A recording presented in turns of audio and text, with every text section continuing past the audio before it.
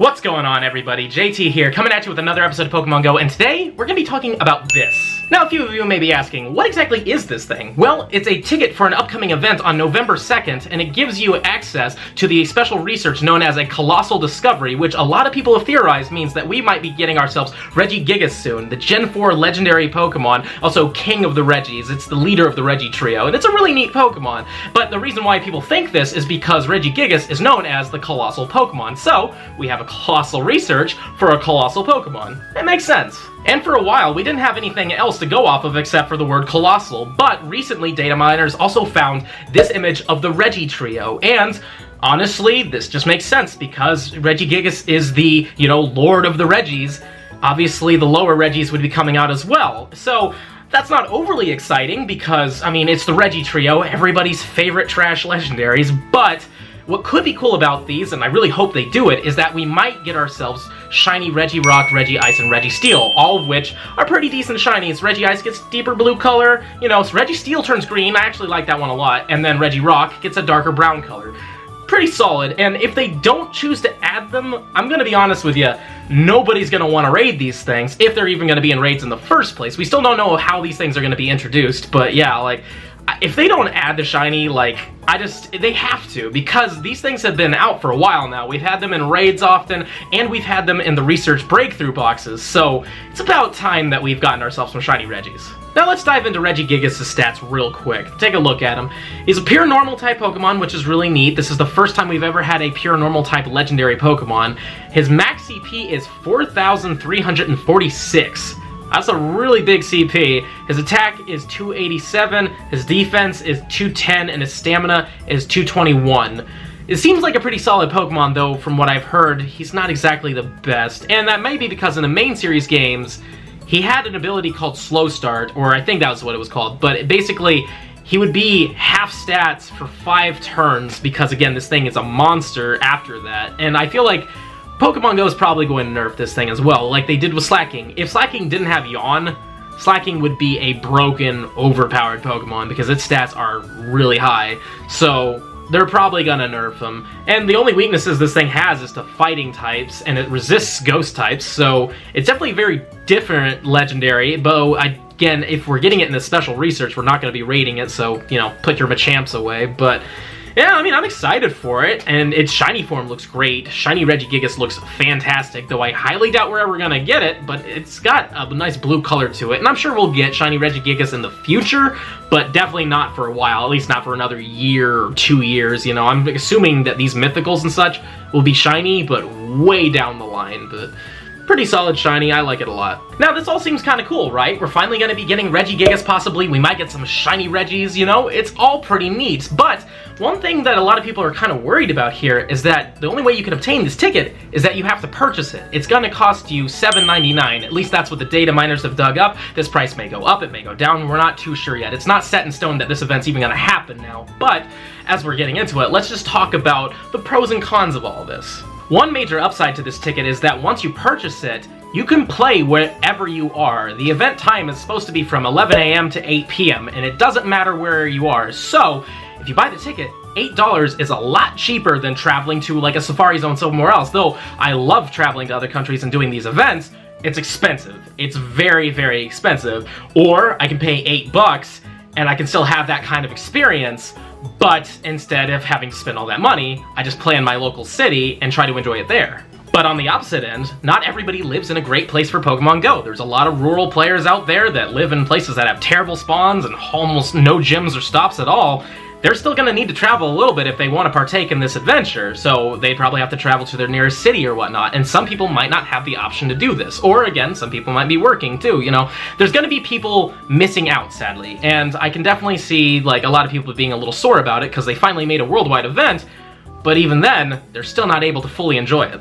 And another thing to point out is that we've had a lot of worldwide events before, like the research days. We had the Feebas research day, which admittedly wasn't that great, but we also had the Clamperl research day, which was really good in my opinion. High shiny rates on the Clamperls, and a lot of water spawns everywhere, including Krabby. Krabby is one of the hardest shinies to find even now, and they were everywhere, so it gave everybody a really cool chance. And again, it didn't matter where you were for these events. They were fantastic, as well as Lotad Research Day.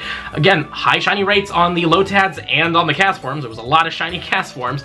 But again, these were all free events. So this event has got to give us something more, but we don't know what it's going to have in it. Many people, including myself, are hoping that this is going to be like a Safari Zone event, so we're going to have increased spawns, increased shiny rates on those select spawns that they choose to give us, and who knows, maybe even unknowns as well. Since we're paying for this event, they might add unknown, which would be great for a lot of people that, again, can't go to Go Fest. They can't go to Safari Zones where those unknowns are just common. So imagine now you just paid $8, and you can get select unknowns that they give you, and since it's Colossal, maybe they'll give you C, O, S, A, and L. You know, those are great unknowns for you guys, especially because most of those, or at least 2 of those, you did get during the Ultra Unlock. But again, you'll have some new ones as well if you didn't manage to hatch one. So this could be great. And again, if we got the Regis as well, maybe they'll be in raids everywhere. And hopefully they want to make us pay for those raids, mind you. Maybe that ticket counts as a pass for all those raids. And again, Regigigas, you might get it before everybody else that chooses not to buy the ticket, and then people who didn't buy the ticket, they'll get a special research down the road. But yeah, they have to do something extra with this, because if it's just like another research day and we just paid basically $8 for an early access to Regigigas, I just don't feel like that would be enough, but that's just my opinion. Now, at this current time, I'm okay with this ticket idea costing money, but that's only because I'm giving it a shot.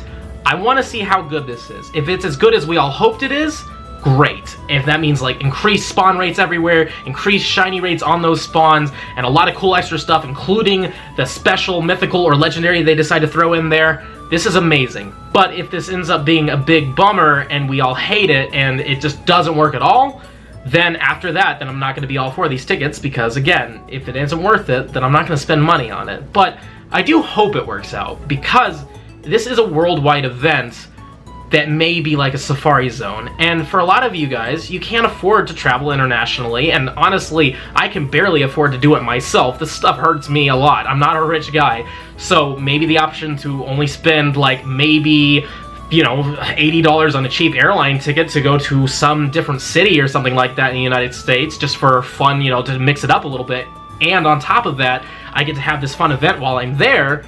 That's pretty neat, instead of spending thousands of dollars going to a Safari Zone or something like that. Though, I do hope that these don't take over for Safari Zones and Go Fests. I think those events are fantastic, and they should keep happening, and hopefully in the future, if you guys haven't been able to go to one, I really hope you can go to one someday. They're a lot of fun, a lot of great people, and it's set up so well most of the time, so hopefully these don't take over, but I would like to see them like thrown in like in between like Safari Zone and Go Fest, maybe like 3 of them a year. But again, we have a lot of really cool mythicals coming up and a lot of cool legendaries coming up that we don't know how they're going to introduce these things.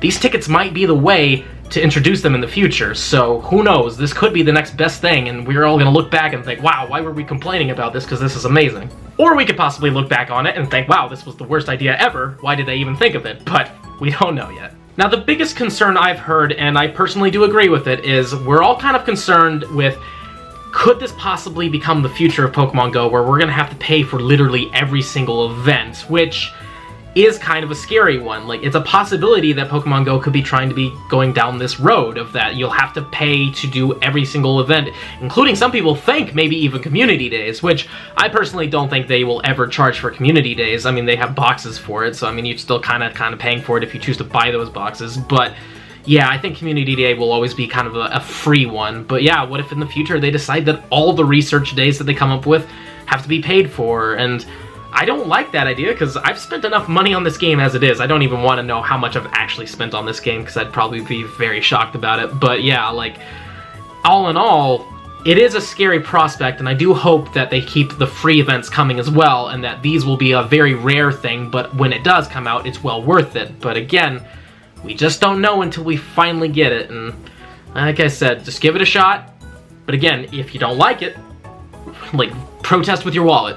Don't pay for it, because when you pay for something, you're endorsing it. If you don't like it, and they don't get money for it, they're going to stop doing it. And those are pretty much all my thoughts about this, but please let me know what you guys think. Do you love this idea? Do you think this is kind of 50-50, you're not quite sure yet? Or do you loathe and hate it with all your soul? Please let me know in the comments down below. But yeah, please, if you enjoyed this video, smash that like button for me, show me some love, subscribe to my channel, hit the little bell icon so you know when I upload, and yeah, I'll see you in the next one. Bye.